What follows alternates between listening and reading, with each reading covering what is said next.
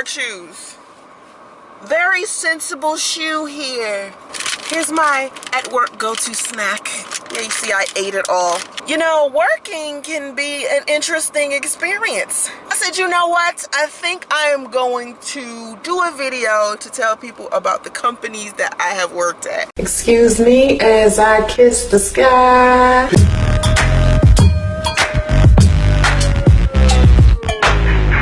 Here comes the money. Here we go. Money talk. The interesting part about me is that I still talk to all of my coworkers. Any job I ever had, I still talk to my coworkers. They're crazy.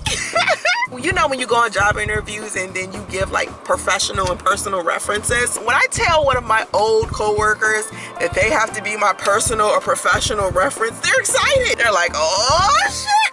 I do not tell them nothing crazy. I even use some of my graphic design clients as professional and personal references. What I can definitely tell you about most jobs, if you're going into interview, a lot of the times they just want you to have an awesome personality. And that's usually what has gotten me the jobs that I have. My personality has gotten me every single job I've had. I mean, I've actually went to interview for jobs that I wasn't even qualified for and actually got the position. Now, I'm the type of person, I like to do contracts. I'm the type of person I like to do 1 year, 2 year contracts. I don't really do temp to perm stuff or contract to hire stuff. I haven't in a really, really long time, but I think my next couple of jobs might be contract to hire. I think living in California, I would prefer that I actually stay at a job longer. But let me get into the jobs that I love so much, okay? Some of them, but I'm not about to sit up here and trash anybody's company like that. I'm not gonna do that in the eye. I'm a professional, I can't be. Okay, I'm a casual professional, like, I tell people, you know, when we're having a professional conversation, I'm like, listen, this is professional as I'm getting. I don't see myself being any more animated professionally than I already am. I became a receptionist the second I graduated from high school. Basically, I went and did a job at 7-Eleven for a little while, and then I turned around and I signed up at a temporary agency called Office Team in Washington, D.C. And working at Space Hab and NASA was one of the first jobs that Office Team had given me. It was a temporary assignment, and usually they would give you temporary assignments that's about maybe 2 weeks to 3 months to 3 months to 6 months. I didn't start doing yearly contracts until I came to Atlanta. I did workforce management at Sprint Ericsson.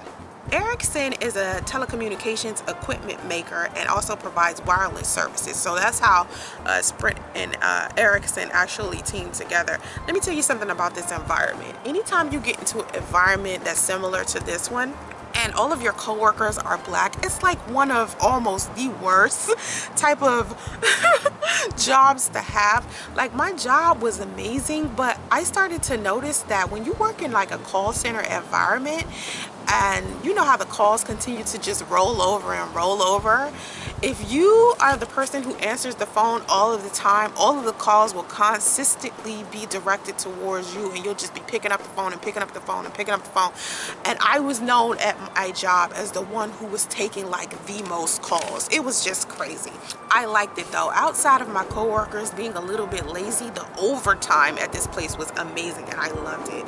And plus, Cobb Galleria was right across the street, which is a mall in Cobb County, and I would just walk over there for lunch.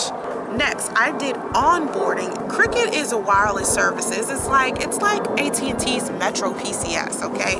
I did onboarding there, and if you know anything about onboarding, it's like when you start a new job, okay, someone has to enter your information inside of a database and get you set up working where you work at. So that's basically what I did. Anytime a Cricket wireless store opened up, I would have to do the onboarding for the employees that worked at that specific Cricket. Let me tell you something about this job. The location was, you know, I used to have to get on like this express bus all the way from Gwinnett County to Atlanta, and I would be on that bus for like 30 to 45 minutes, and I was just like, oh my God. But it was like a coach bus, so it wasn't that bad.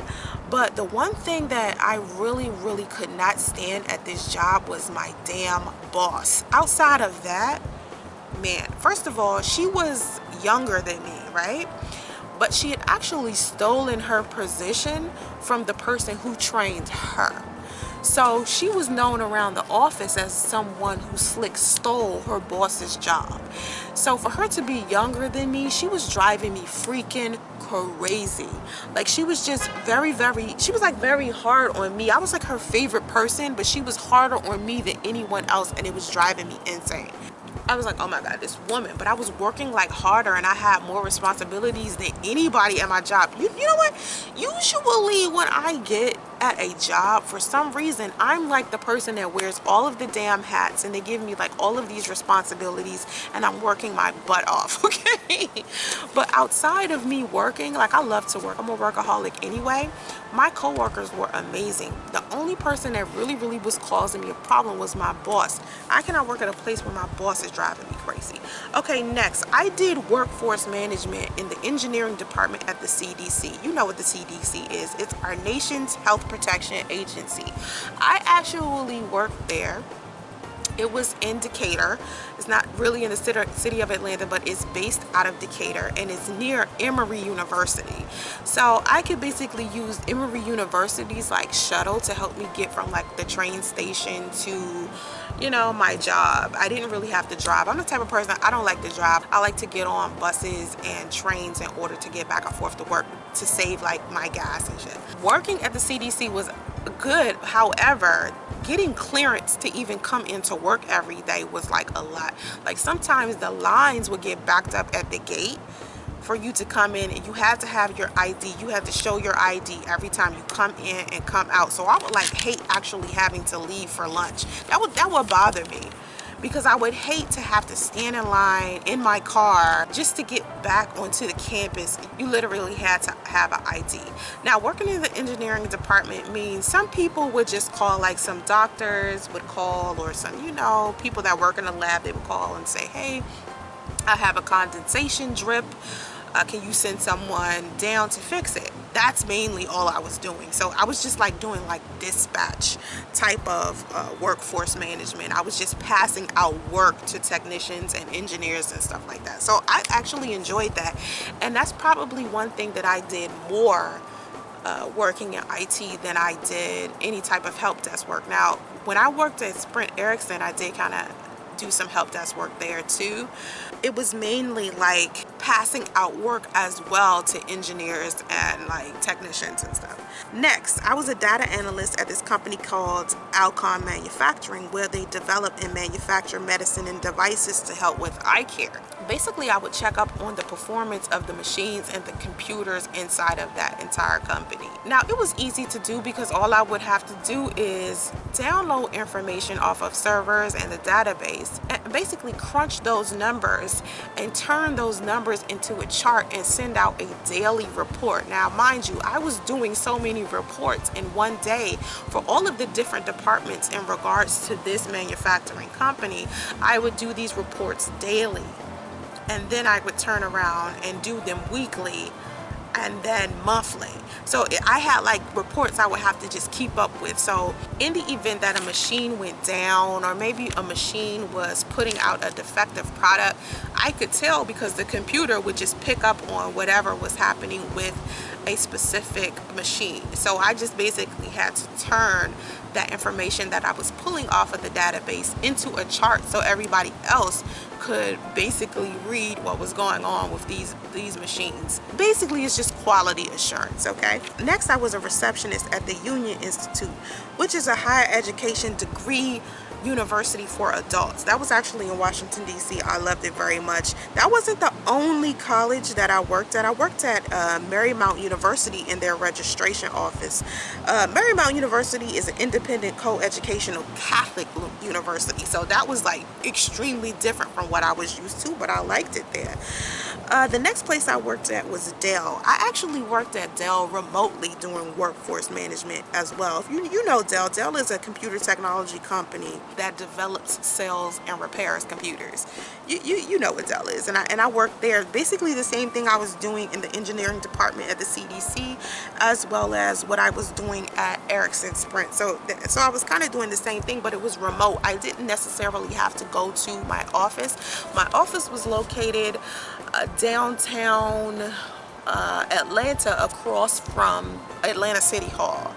And it was a government building too. You kind of had to have the same type of clearance coming in and out of this office as you did with the CDC, because it's government, you know.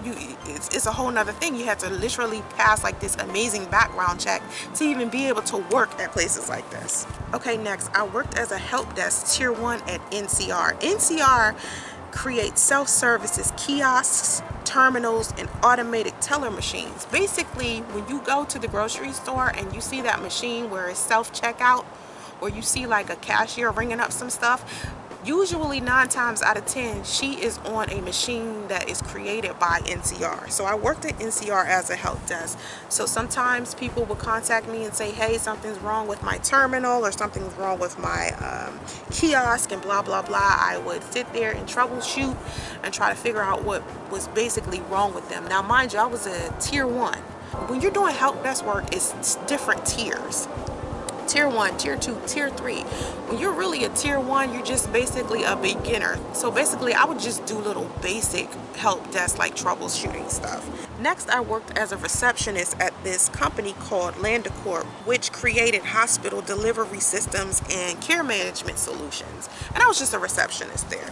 Now mind you, I'm telling you these jobs in no type of order. They're just all over the place, okay?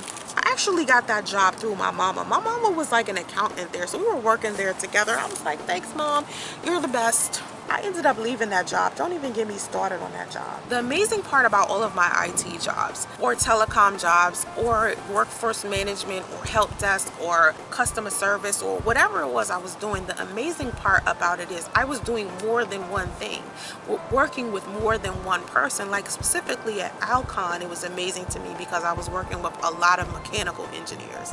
So I loved it there. They would teach me a whole bunch of stuff. At Sprint Ericsson, I worked with a lot of network engineers. So it was like, oh, this is just amazing. I love it. So that's what made me get some interest inside of IT to begin with. Had my daughter's father not said to me, honey, you know, you sit there and you fix computers all of the time. You do basic help desk stuff every day in regards to our computers. Why don't you go to school for it? I never would have went to get my A+ or my Network Plus.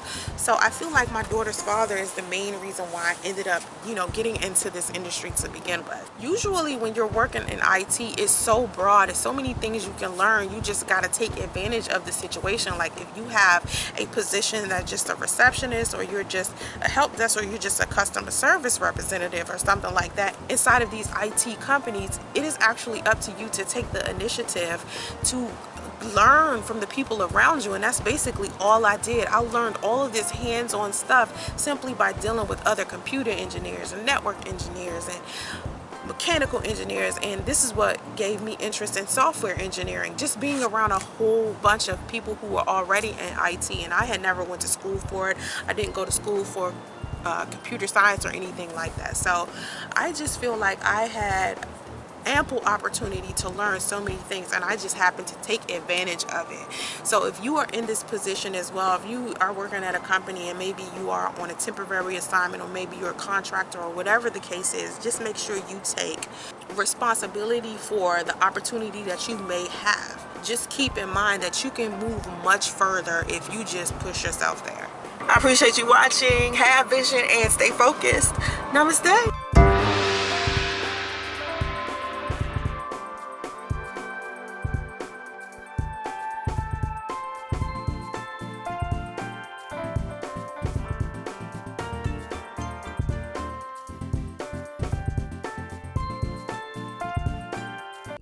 It's true, I'm so caught up on you, baby boo. Won't you let me come and lay with you?